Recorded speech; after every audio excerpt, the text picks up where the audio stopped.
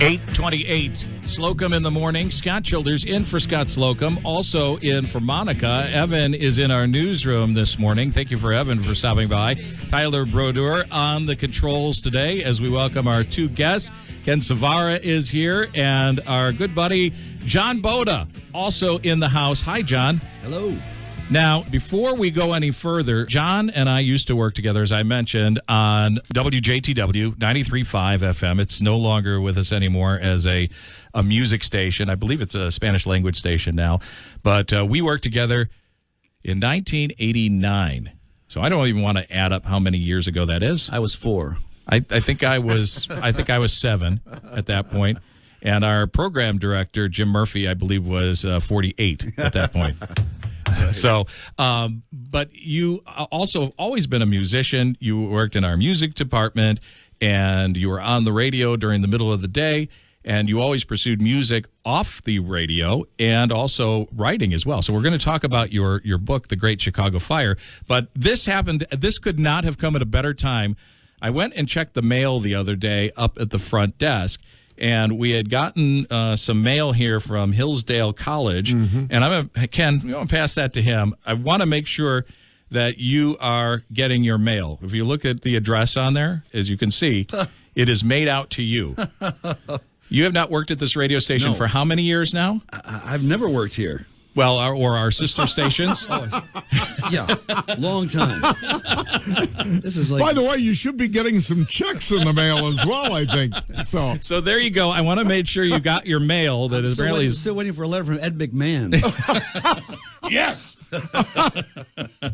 Now, you have been back playing again. You said last time we talked to you that the pandemic was really tough because, like all other artists and musicians and comedians and entertainers all over the place, it's been hard because everybody's kind of been sidelined. Some people were trying to do some virtual stuff, but it does not match having a live audience, does it? No, not at all. But things are starting to look up. Yeah, I played last night, and I played at Starve Rock last weekend, and down at Chapin's in Manuka coming up, and yeah, things are picking up.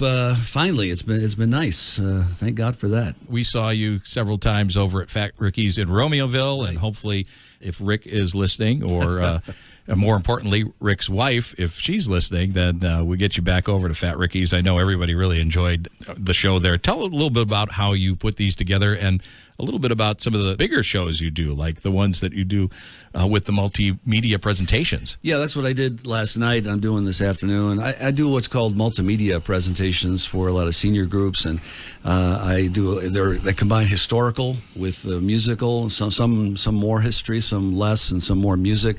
Like I cover all the big songwriters back in the day, Hoagie Carmichael, Gershwin. So I'll do like top songs, the story of their lives. I do one in Sinatra, obviously. I even do Route 66, and I trace the entire Route 66 from downtown Chicago to Santa Monica. And I do songs along the way. So hopefully you're hitting the launching pad for Holly and Tully there with the Gemini Giant. Yeah, I've been down there many times. Yeah, right. So I try to keep busy, and I love history, and I love music.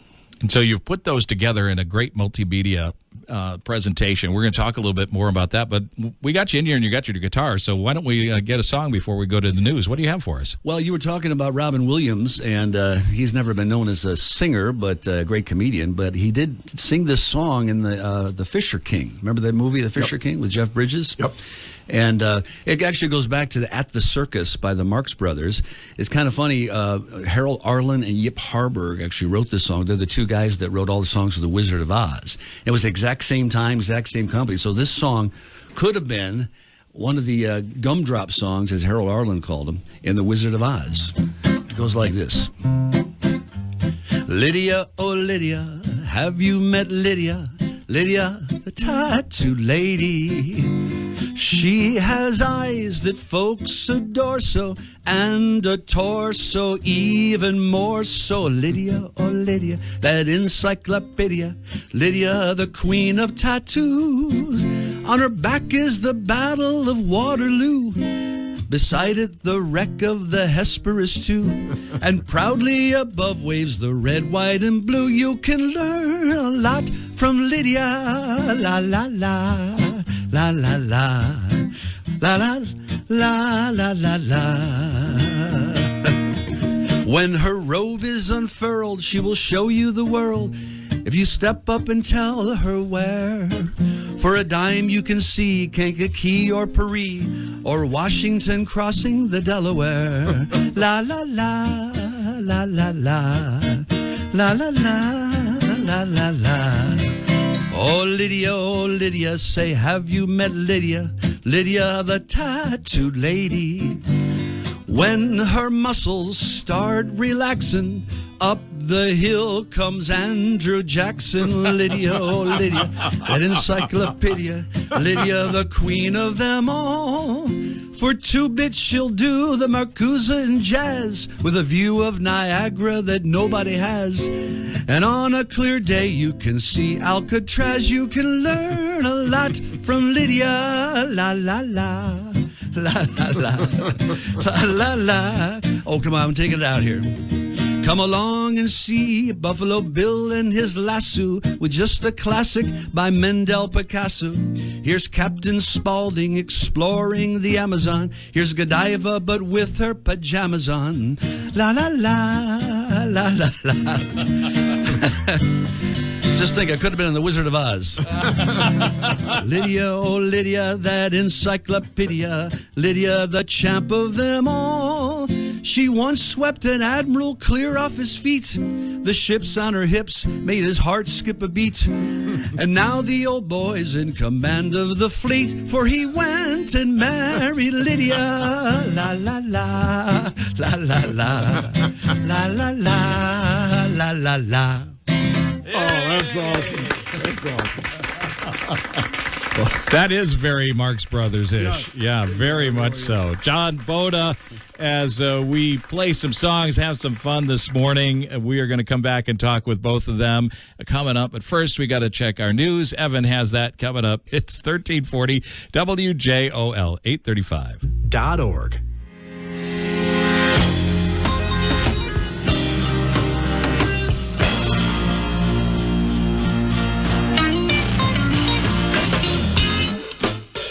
844, Slocum in the morning, 1340 WJOL. Childers here in for Scott. Ken Savara, our comedian in the house today, as well as John Boda, who is a musician, and he's a writer, and you did a story and a whole book about the Great Chicago Fire. Why did you do that? Well, my grandmother survived the Eastland disaster in 1915, and she just got me involved in history, and I started studying about that and other disasters, and I just got involved in the Great Chicago Fire and started researching it, and more. It was so captivating, interesting, and I befriended a guy from Barnes & Noble, a manager, and he said, you should write a book on that. And I said, oh, come on. He goes, no, contact Arcadia Publishing. And, you know, as you as you well know, Arcadia has done everything. They got Italians in Chicago, Riverview, WLS, they got everything in Eastland. I said, surely somebody has tackled the Great Chicago Fire. He says, no, I don't think so. So I checked, and no one had. Wow. That's surprising. That is shocking. I was the first one. I contacted them, got the ball rolling, and I got a friend of mine, Ray Johnson, to be the co-author. He's known as the history cop. He's a former police officer. And we got over 216 pictures in there, some never been printed before. And went off, and it came out in 2017. Now, let me ask you a quick question. First of all, you mentioned that your grandmother had survived the Eastland. How old was she? Did she remember the fire? Was she alive then, or no? My grandmother just turned 20 at the time, so she was born around 1895. Okay. The fire was 1871. And she rarely talked about the Eastland. She thought it was a horrible day. I mean, it was. 844 people died. Yeah. It was the worst. Only 300 in the Great Fire, and 844 died in the Eastland. Yeah, that's true. And how long did she live? She lived to be in her 80s, and but I could kick myself because I wasn't really interested at that time, a long time ago, before she passed away. But she never wanted to talk about it.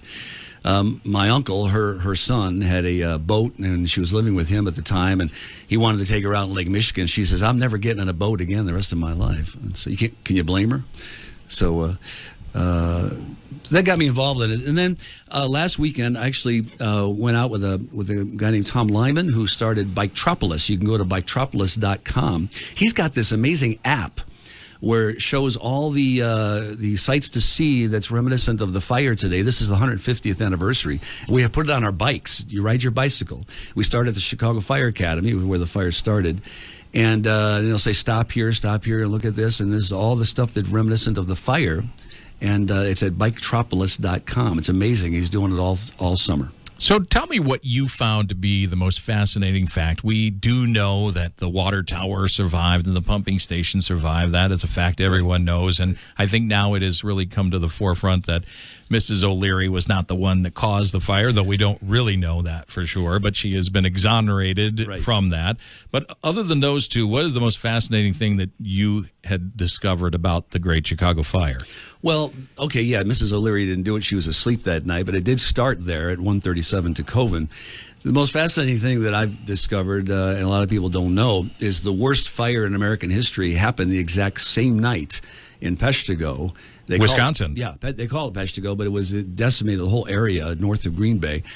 And it was the exact same time, exact same night, and then also the lower peninsula of Michigan were burning the exact same night, the exact same time, with the exact type of super intense hot fire. It was very unusual. So if you look at a map, it's a big triangle from Chicago to Peshtigo in the lower peninsula of Michigan, and that's called the Peshtigo Paradigm. We have a chapter in the book on it.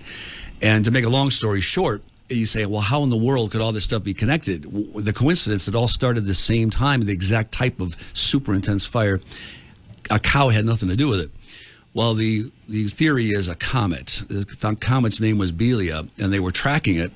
And, they come around every several years, and at one point it split in two in space. It had a collision. So the trajectory was off. And so the next several years it came around, it was way off, and then they couldn't track it anymore. And so the theory was they call it Belia 1, Belia 2. One of them went off into the solar system, it's still going. The other one came right above this area and has this poisonous, this gas, when mixed with oxygen, is super hot. And it just came over the area, and any spark in the ground would set it off. It's all the same night.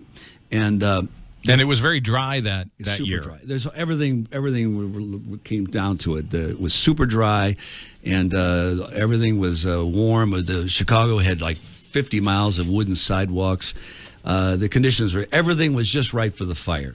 And also, the night before was a terrible fire in Chicago, and then all the firemen were exhausted, and the equipment broke down. They had like 4 city blocks that were burned, and it was like the perfect storm for this to happen. And the wind was blowing about 30 miles an hour, and it just got out of control. But the good thing was when the fire happened, it just wiped Chicago clean, and all these new architects came and just really built the city up properly. It really wasn't laid out very well, and it became the beautiful city we know today. So there's a silver lining out of it. Absolutely. Although Mrs. Lurie got vilified. She did get vilified if I were for that. How I would have been kicked. Yeah, right, exactly. But that's such a story. She had 5 cows and a calf, and only one survived. Oh man, I mean, that is pretty. Steer. And rebuilt very quickly too. Actually. Yes, it was the fastest. They thought Chicago was done for, and they had about 300,000 people there.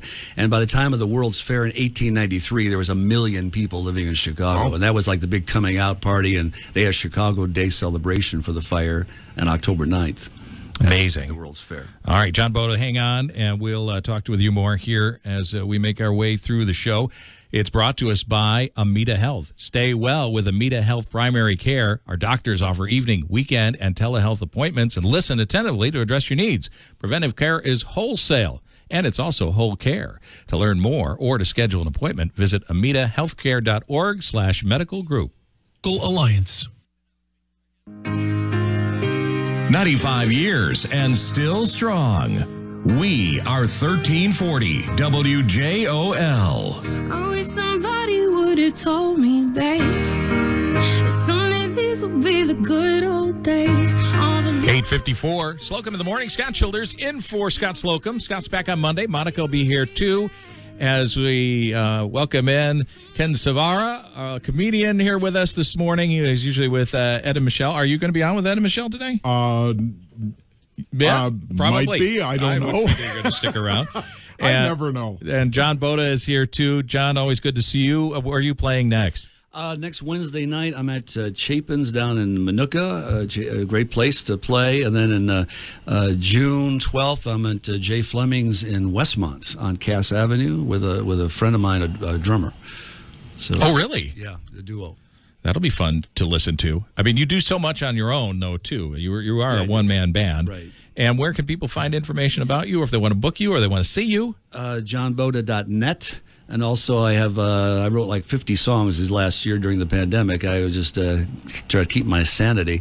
And they're all at my channel on YouTube, youtube.com/West Coast Blues, not West, but West as in West Montgomery. Anybody knows jazz? I know West Montgomery. Love West them. Coast Blues. You can find my channel there.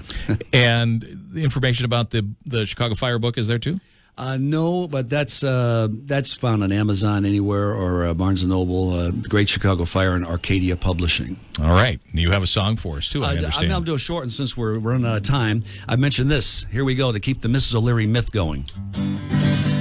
One dark night when we were all in bed, Mrs. O'Leary left the lantern in the shed, and when the cow kicked it down, she winked her eye and said, "There'll be a hot time in the old town tonight."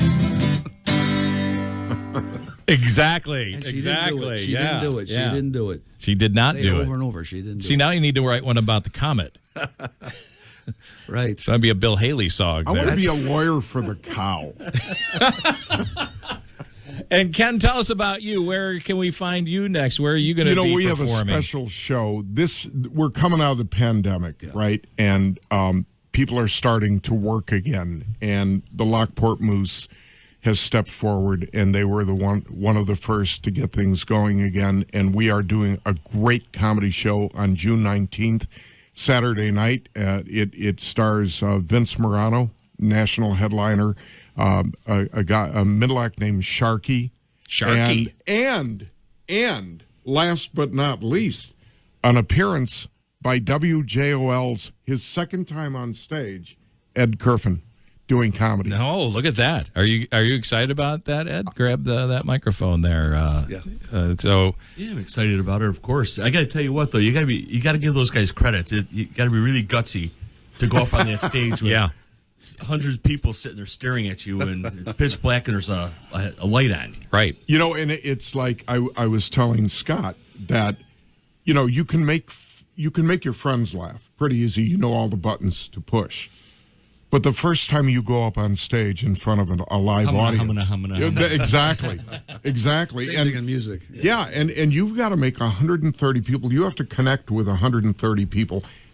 That's a whole other story, right? You did a great job, by the way. Well, Ken stayed by the stage in case. Did he have the hook? No, I was waiting to see if that second ripcord opened. That chute, Now, John, you said the same thing. I mean, some audiences have got to be tougher to play than others. Oh, definitely. You just read the crowd and you try to go for it, and you alter it as you're there. You keep I don't go by set list because I'm always changing it while I'm there. Can I just say one thing? So I was invited by the Childers, my wife and I, to Fat Ricky's when you were playing last time. Yeah. And when you were playing, I have to just say, I was like, why is he playing here? I mean, you were incredible. You know what I mean? You're playing at Fat Ricky's. And I was there thinking, wow. He is awesome. Just saying. You definitely have to come out and see him. That's for sure. Talented. Thank Holy you. cow. Thank you. It's good to have all of you stop by today. Thank you so much. I hope everyone has a wonderful weekend. Coming up, we've got the ladies coming up after 9 o'clock, and then Ed will be here as well with Friends Over 50 show. That gets started at 10 o'clock this morning. And then Armstrong and Getty are off today, so we'll see Markley and Van Camp later on. Have a great weekend. From the Abri Credit Union Studio, this is Will County's News Talk Sports. WJOL, Joliet.